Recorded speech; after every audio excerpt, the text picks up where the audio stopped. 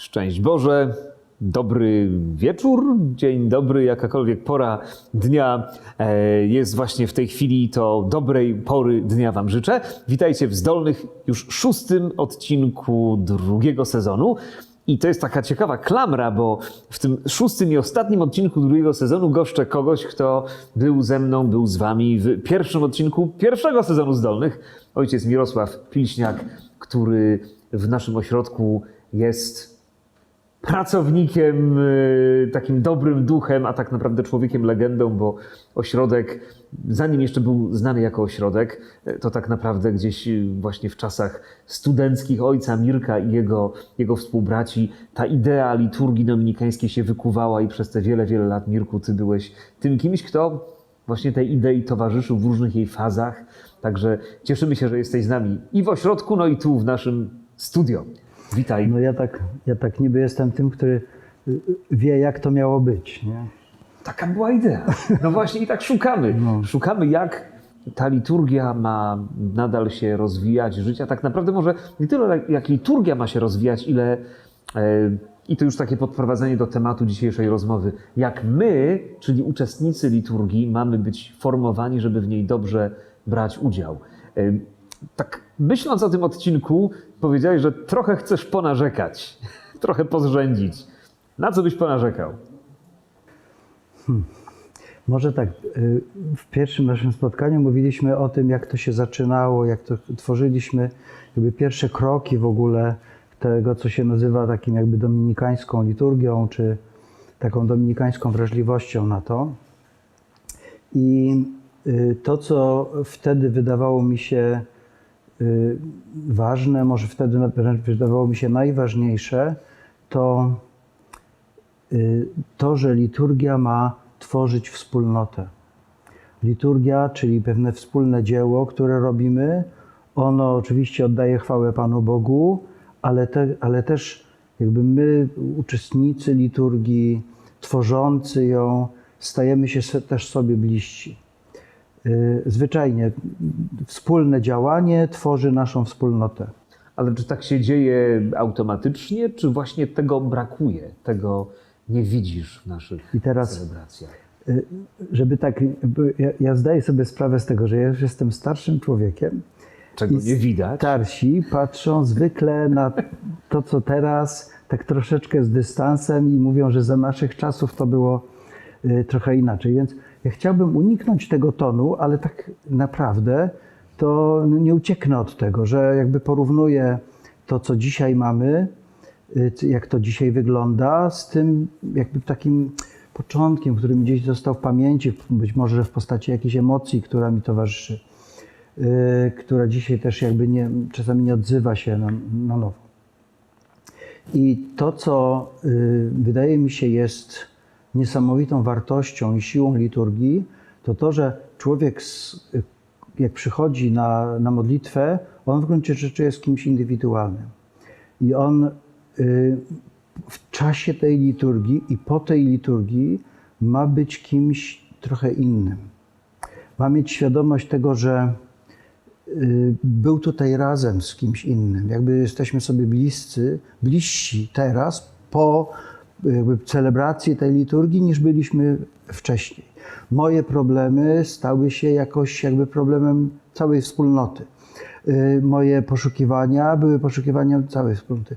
Moja jakby ofiara, którą składam z siebie, będąc uczestnikiem, ona jest faktycznie przyjęta. Czyli takie wartości, gdybym poszukał, to chyba jedno z najważniejszych źródeł takiego myślenia o liturgii, jako o czymś, co rzeczywiście człowieka przemienia i tworzy z nas pojedynczych, jakąś wspólnotę ludu Bożego, myślę, że u Guardiniego w duchu liturgii.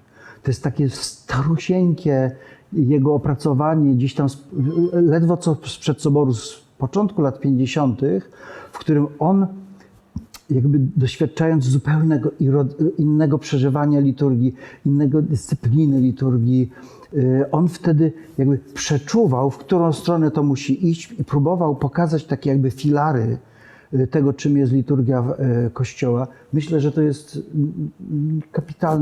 kapitalna praca, którą warto dzisiaj też jakby do której wracać. I Ale właśnie czy poszło w tę stronę?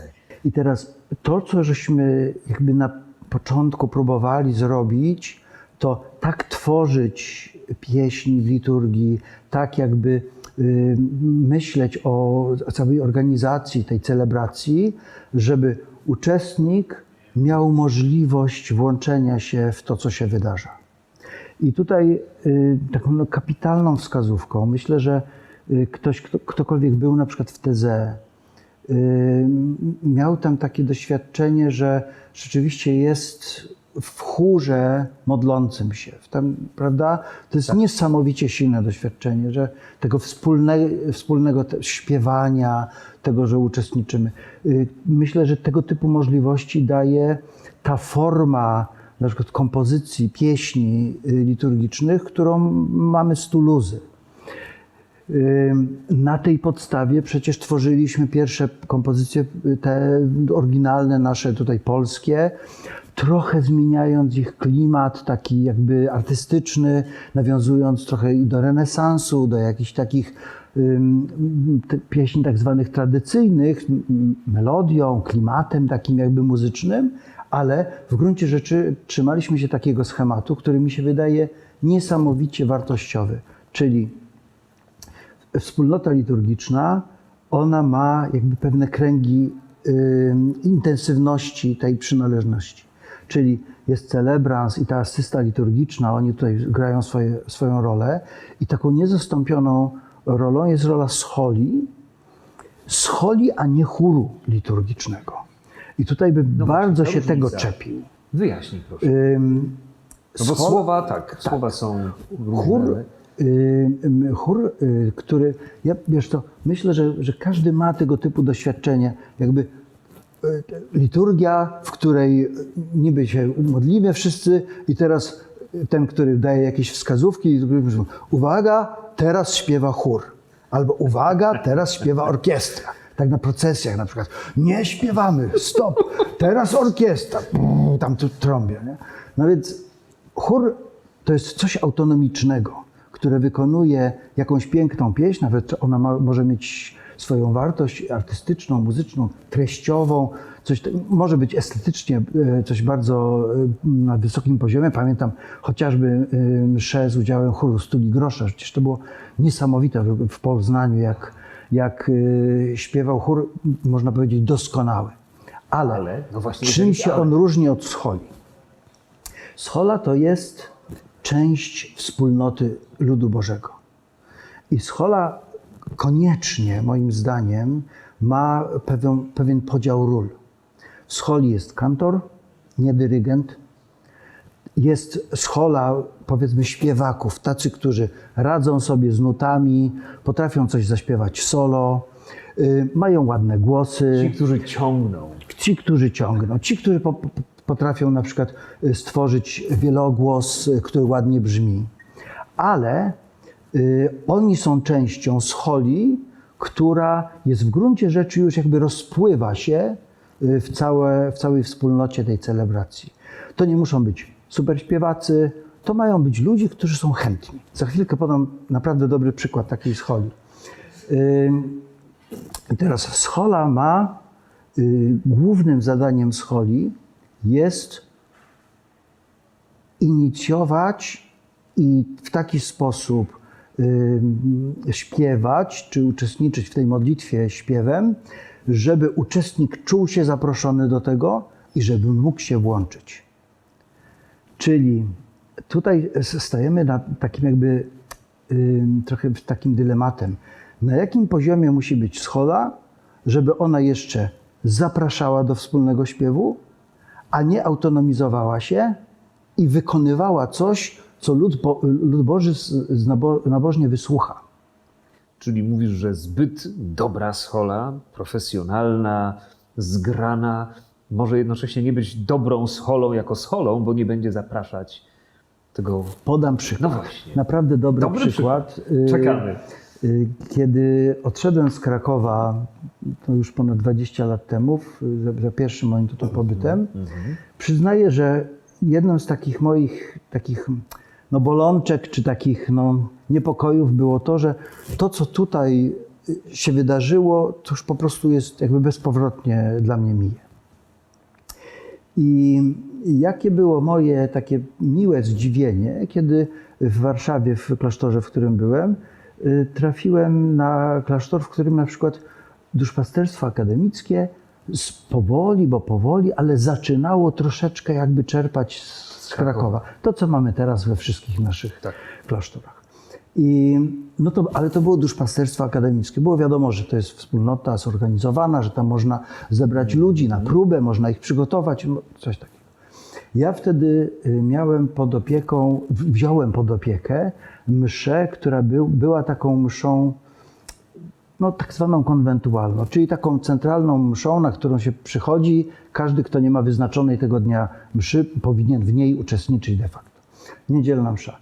I teraz ta niedzielna msza, ona była w takim, powiedziałbym, żyrycie tradycyjnym, czyli nic się tam nie wydarzało ważnego. Było oczywiście celebrans, było mądre kazanie, była siostra organistka, tam wtedy siostra dominikanka, która wykonywała tak zwane tradycyjne pieśni, czyli msza jak w każdym kościele w tamtym czasie.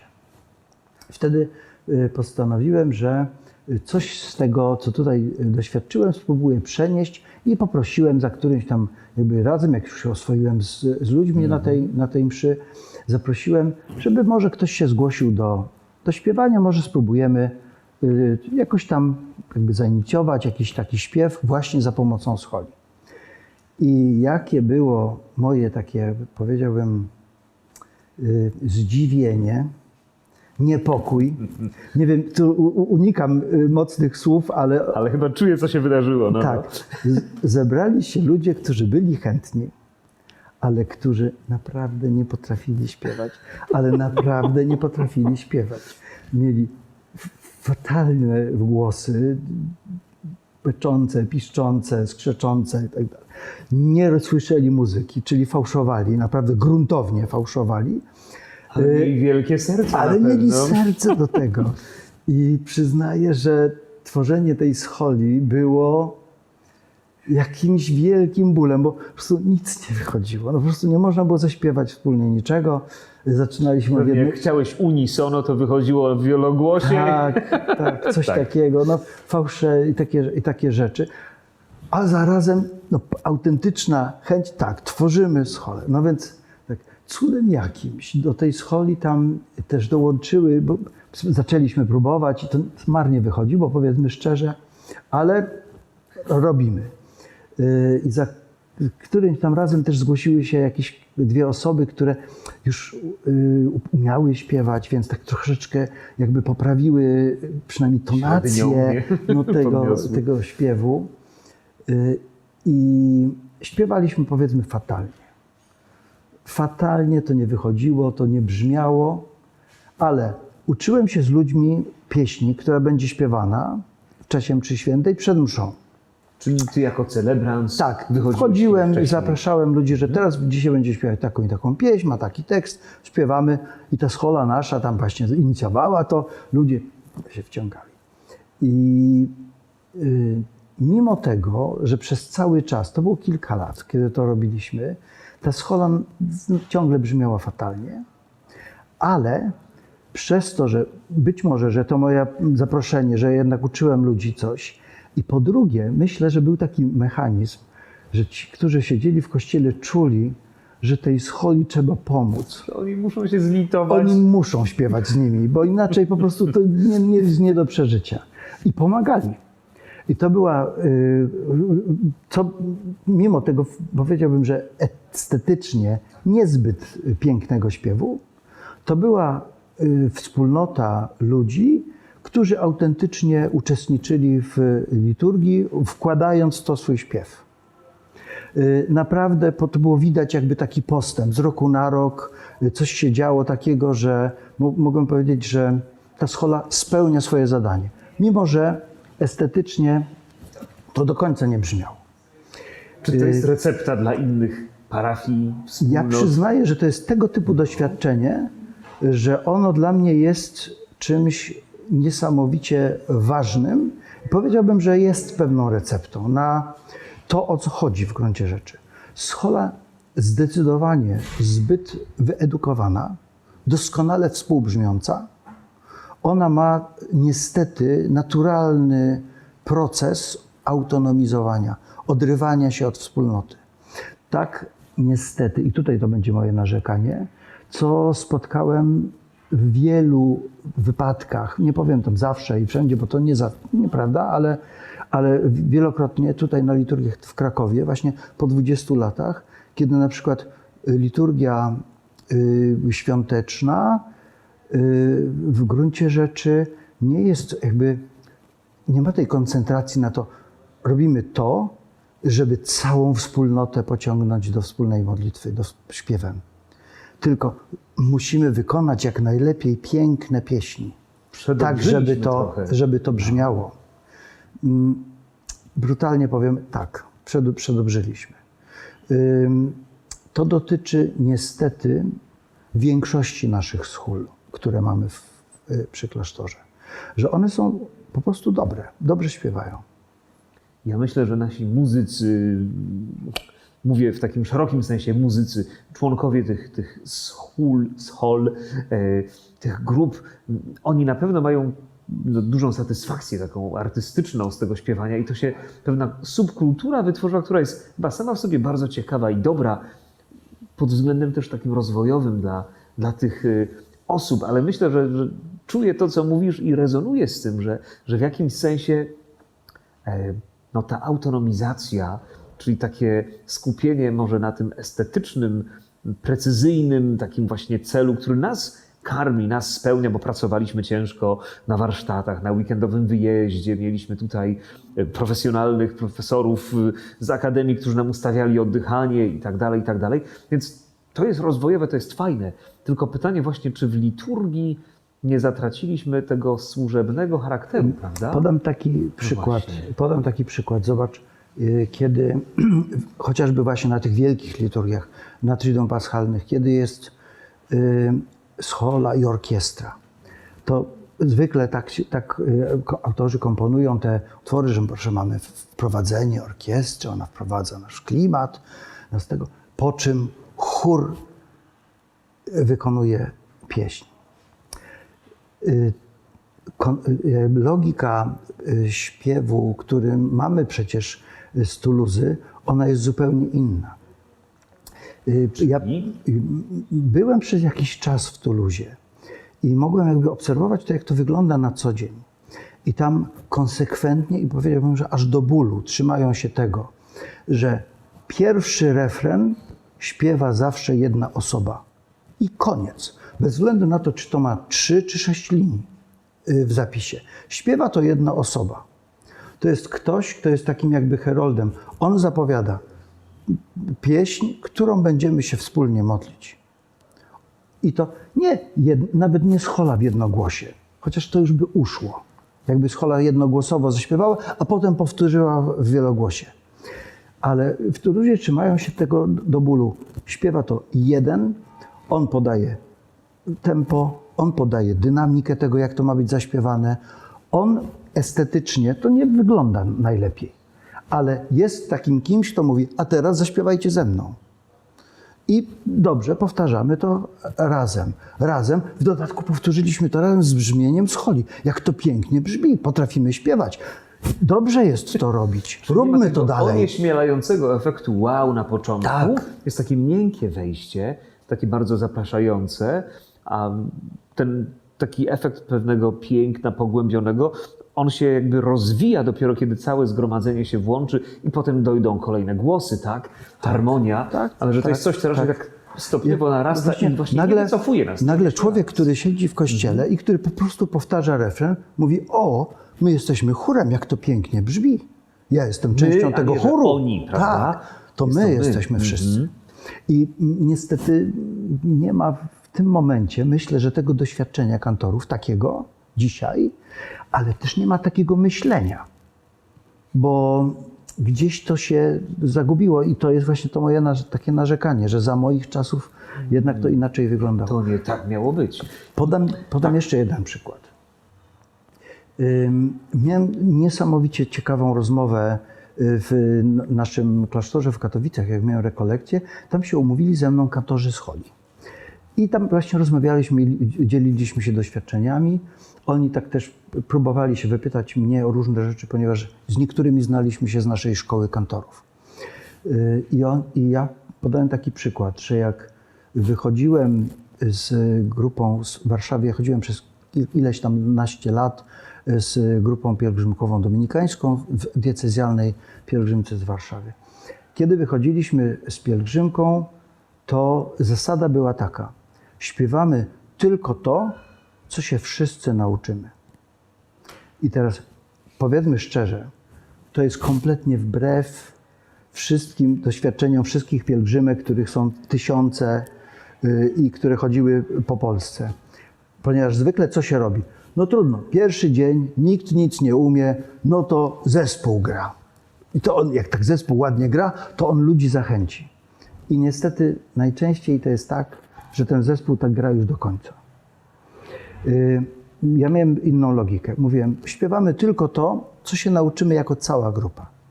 Czyli pierwszego dnia 2 pieśni się zdążyliśmy nauczyć tam do południa i tego dnia śpiewaliśmy tylko te 2 pieśni. I uczestnik słyszał coś takiego. Umiem to, uczestniczę w tym tak jak potrafię. Uczestniczę albo nie, no czasami tam ktoś też nie może z jakiegoś powodu, ale zostałem zaproszony, śpiewamy jako cała grupa. W takim razie ja jestem częścią tej grupy, która przez ten śpiew się modli.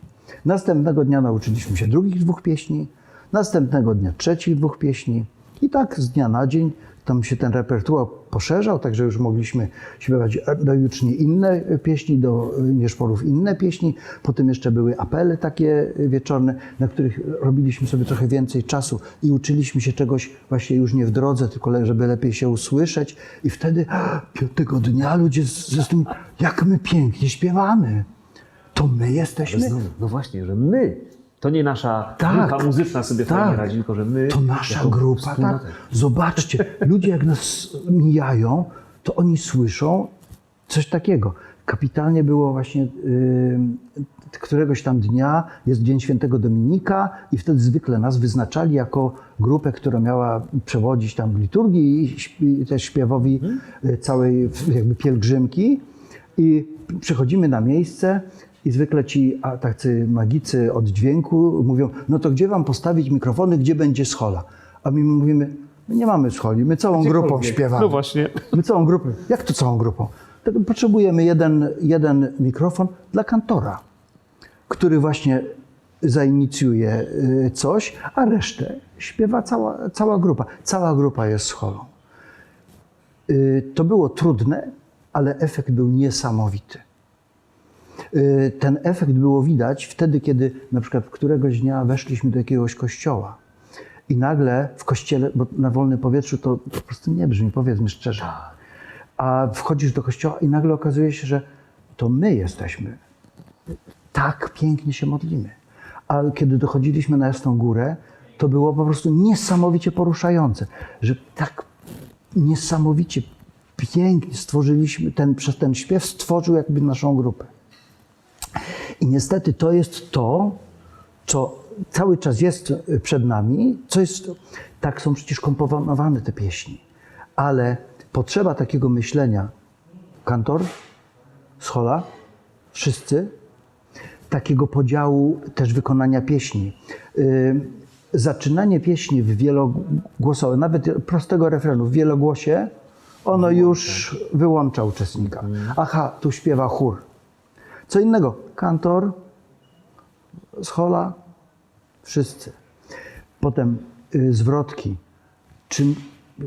Zadam brutalne pytanie. Czy wszystkie zwrotki muszą być wykonywane w czterogłosie?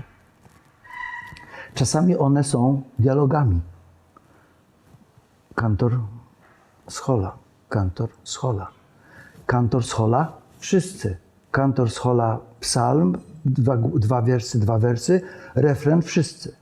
Aha, uczestnik wie, ja też coś mam do zaśpiewania, to ja muszę się tutaj wykazać. Nie? Czyli ta wewnętrzna logika tych pieśni czasami jest może gdzieś tam zagubiona, jak my tak to po prostu scholą, masowo wszystko robimy tłumnie. No? Próbujemy to robić przez te nasze nagrania, takie demonstracyjne. prawda? I jak ktoś by wiedział, jaka jest za tym logika, on umiałby z tego skorzystać. Ale on sobie, aha, tu ktoś śpiewa jeden głos, aha, tak, bo chcę pokazać, jaki jest ten jeden głos. A tak, my tak naprawdę musimy się nauczyć od razu tego śpiewać w wielogłosie. I tu jest błąd. No, wiesz co, myślę, że tu kilka bardzo praktycznych rzeczy pokazałeś, jak trochę może takie, no nie wiem, takie powietrze, którego nabraliśmy tutaj jako ten taki światek liturgiczno-muzyczny, dominikański, nie pamięta Trójco. Mamy tego powietrza dużo, prawda? Trochę spuścić z tonu, jakby troszeczkę przypomnieć sobie, że my jako schole, no właśnie mamy tak naprawdę służyć naszym wspólnotom, zgromadzeniom. No więc... Podam jeszcze inny przykład. Na przykład oprócz tego, tych jakby formuły z Toulouse, czyli refren wielogłosowy, zwrotki, tak jakby treść, którą przekazujemy. One są niesamowicie wartościowe. Ja teraz zajmuję się tłumaczeniem nowych rzeczy, które mam nadzieję, że wyjdą w naszym kolejnym tomie Niepojętej Trójcy. Przyznaję, że niekiedy jestem tak poruszony taką jakby symboli kontekstu, mądrością, sposobem cytowania Pisma Świętego w tych pieśniach z Toulouse, że aż się cieszę, że to w ogóle będzie udostępnione jakby do użytku, ale oprócz tych pieśni mamy coś takiego jak tak zwane pieśni tradycyjne. Prawda? Nasze polskie pieśni zwrotkowe. To są zwykle jakieś tam fragmenty pieśni, które służyły jakby trochę do innego celu. One były takim jakby zajęciem ludu Bożego na czas, kiedy ksiądz w cichy sposób modlił się przy ołtarzu. Właśnie taka pieśni pobożne. Tego jest dosyć dużo. To są też kolędy. Ja sobie zadaję pytanie, co lepiej? Zaśpiewać taką pieśń jednogłosowo, ale z wszystkimi w kościele? Czy pięknie wykonać wielogłosowo przez scholę? Zdecydowanie ja opowiadam się za tym. To są pieśni ludowe. Pieśni ludowe śpiewa się jednogłosowo. Może być w stowarzyszeniu instrumentów, ale na przykład kolędy to są zwykle pieśni ludowe. To z bardzo takim ludowym zestawem instrumentalnym, żeby nie robić z tego jakiejś symfonii. Bo to nie jest to. To co robi? Dystansuje uczestnika. Nie służy, krótko mówiąc, liturgii. Mimo że jest pięknie wykonane. Tak samo pieśni te pobożne. Ja generalnie jakby mam taką ideę. No właśnie. Że mam takie marzenie o organiście, który odważy się na coś, co na przykład spotykamy tutaj w Krakowie, w naszym klasztorze na Gródku, gdzie tam jest chór zakonny, no bo po prostu to jest siostry klauzurowe. Więc to jest ale kantorka za małym pozytywem siedzi pomiędzy nimi i śpiewa, gra, ale bardzo skromnie, tylko dla utrzymania tonacji. Można powiedzieć, estetycznie efekt jest gorszy niż jak organista zagra na organach. Ale pożytek dla liturgii, włączenie uczestników we wspólną modlitwę jest większy.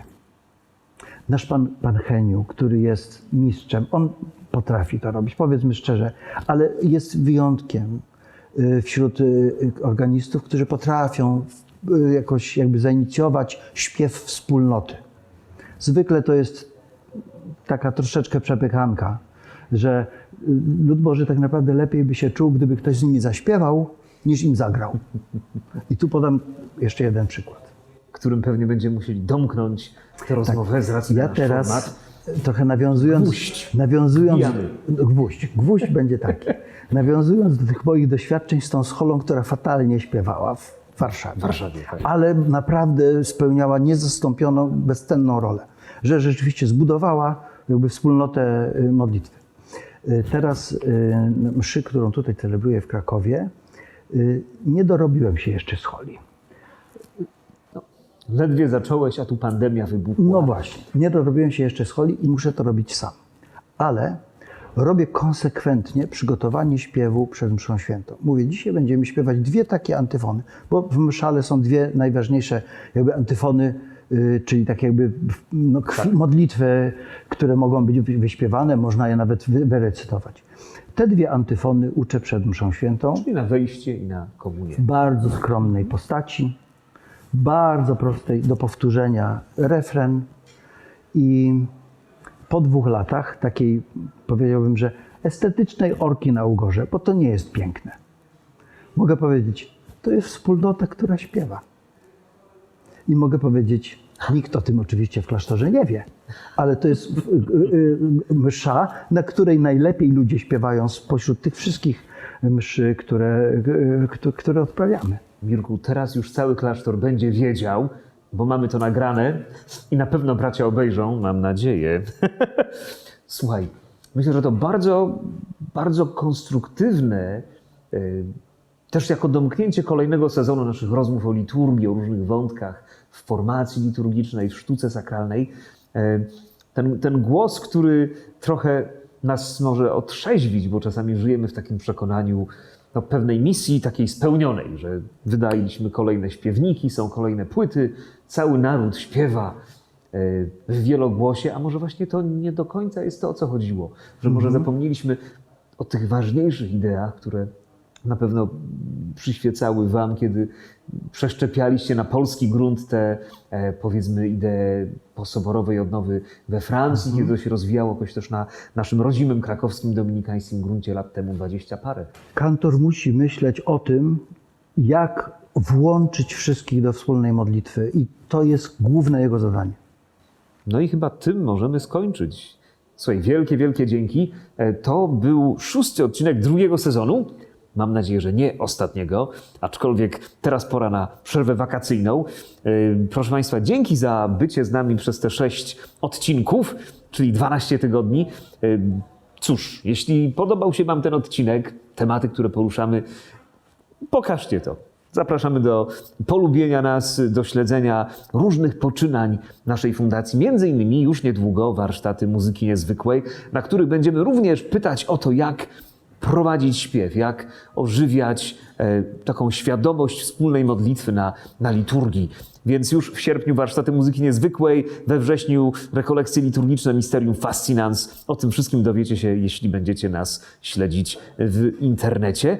I jeśli chcecie, żebyśmy się nadal rozwijali, żeby ten i inne projekty mogły być rozbudowywane, to oczywiście różne formy wsparcia Wam dajemy do rąk. Na przykład zrzutka.pl się pojawiła.